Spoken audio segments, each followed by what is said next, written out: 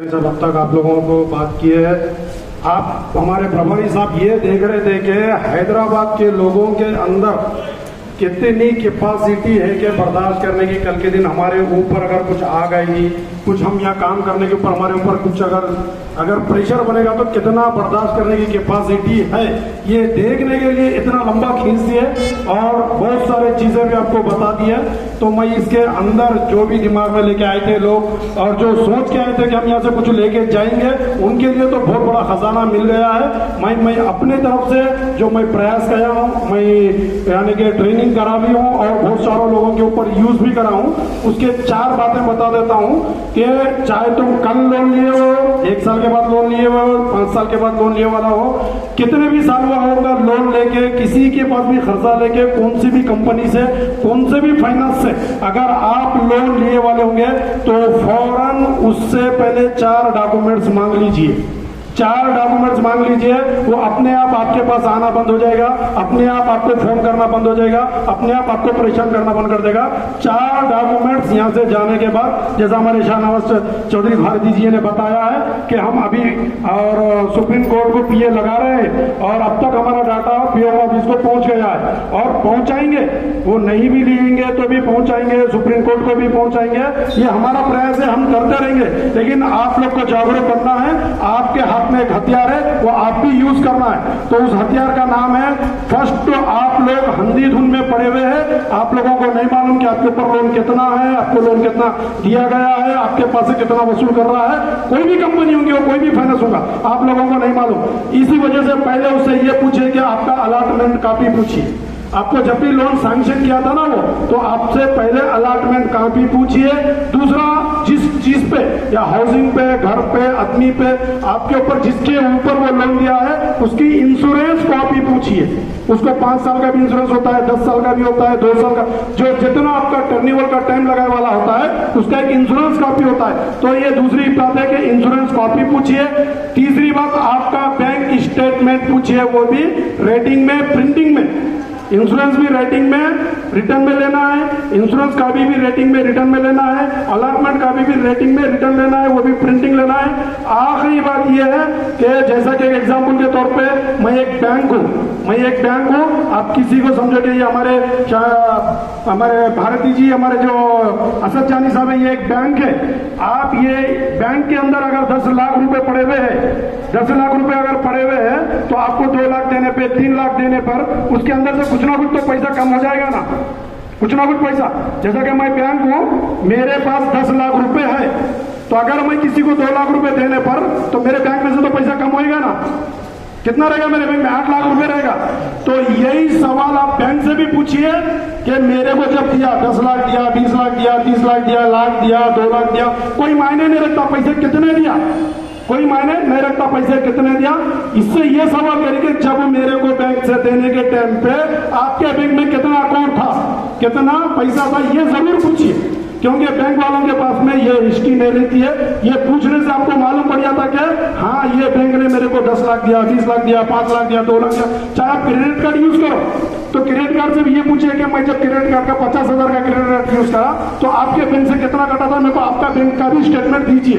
ये हम समाचार हक पथकम के नीचे, राइट ऑफ इंटीमेशन के नीचे, 2005 राइट ऑफ इंटीमेशन के नीचे हमारा हक बनता है इस चीज को पूछने का कि 10 लाख रुपए तेरे बैंक में थे, मैं अगर 2 लाख रुपए लिया तो तेरे बैंक में 8 लाख रुपए होना चाहिए। क्या देने से पहले कितना बैलेंस था, देने के बाद कितना बैलेंस था।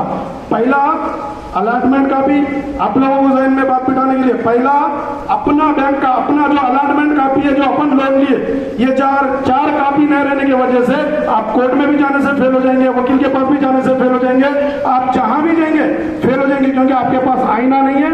वो हमारे से लोन लेने से पहले इतनी फाइल तैयार कर रहा है। हमारे दोस्त साहब आपके Aadhaar card, ration card, identity card, स्वरूप, घर का, आजू का, बाजू का, दोस्त का, रिश्तेदार का, पहचान वाले का, सबके डॉक्यूमेंट्स के साथ साथ इतनी बड़ी फाइल तैयार कर रहा। जो भी लोन दे रहा, जो भी बैंक वाला अपने को लोन दे रहा, वो इतनी बड़ी फाइल तैयार कर रहा। हमको कम से कम इतनी फाइल तैयार करना है जो हमारे शाहनवाज चौधरी भारती जी गुरु जी बोलते हैं कि रिटर्न में पेपर लीजिए, इतनी फाइल तैयार कीजिए। हमारी भी कम से कम 10-20 कॉपी की पेज, हमारी भी एक फाइल तैयार होनी चाहिए, क्योंकि हम कोर्ट के अंदर जाएंगे तो हम देखिए जैसा फैल जाते हैं। ऐसा डर जाता है कि कुछ हमको मालूम ही नहीं है। तो हमारी भी एक छोटी सी फाइल होना चाहिए कि हमको भी वकील से बात करने के लिए, वकील को भी कुछ प्रोसेस बताने के लिए हमारी भी फाइल होना चाहिए। तो पहला ये पूछिए इसको अलॉटमेंट कॉपी के मेरे ऊपर कितना लोन सैंक्शन किया था पहला। अभी जितने हम यहाँ पे बैठ के बात किए थे, कोई एक के पास अलॉटमेंट कॉपी नहीं है, किसी के पास इंश्योरेंस कॉपी नहीं है, किसी के पास स्टेटमेंट, तो हम क्या बात करेंगे आप लोगों से? बराबर ना, कोई आपके पास डॉक्यूमेंट्स ही नहीं है हमको बताने के लिए, तो हम क्या रिटर्न में आपको देंगे, क्या बात करेंगे? आपके पास कुछ हथियार रहेंगे तो ना हम कुछ बताएंगे ना। अगर आगे वाला तलवार लेके आ रहा हो तो हम तो ढाल तो लेके जाएंगे ना। आप लोगों की तलवार ही नहीं लेके आ रहे तो हम ढाल लेके कहां से जाएंगे? कोई मारने आएंगे तो बचेंगे ना, फिर वो अपना रास्ता जा रहा तो हम अपना रास्ता देंगे। इतनी देर बात करने का मतलब वही है, हम इतनी देर से बैठ के सबसे पर्सनल में बात कर रहे हैं। यही बात पूछे कि आपका प्रॉब्लम क्या है, आपका प्रॉब्लम क्या है, कोई बता रहा ही नहीं प्रॉब्लम। ये फाइनेंस है, ये लोन है, वो लोन है। तो सबसे पहले जो भी बैंक से, क्रेडिट कार्ड से, बैंक से, घर पे, गाड़ी पे, कहीं पर भी अगर लोन लिया है तो पहले स्टेटमेंट लीजिए, जो अलॉटमेंट कॉपी होता है, फिर इंश्योरेंस कॉपी लीजिए, फिर स्टेटमेंट लीजिए, फिर बैंक के स्टेटमेंट के लिए भी कहिए। ये 4 कॉपी आपके पास रखिए। अगर आपके घर के पास अगर कोई आ रहा, अगर कोई आपको रोक रहा, तो हमारा कर्ज मुक्त भारत अभियान है, पूरे तेलंगाना के अंदर निःशुल्क काम कर रहा है, पूरे भारत में निःशुल्क काम कर रहा है। हम आपके साथ खड़े हुए हैं, हम हमेशा आपके साथ खड़े रहेंगे। जब तक तुम्हारा कर्जा माफ नहीं होगा, हम आपके पीछे खड़े रहेंगे। हम जितने लोग आए, हम इतने लोगों से नहीं, हमारे पास जितने लोग हैं हमको इतने लोगों की नहीं, बल्कि पूरे तेलंगाना के 4,500 करोड़ लोगों की भी जरूरत है।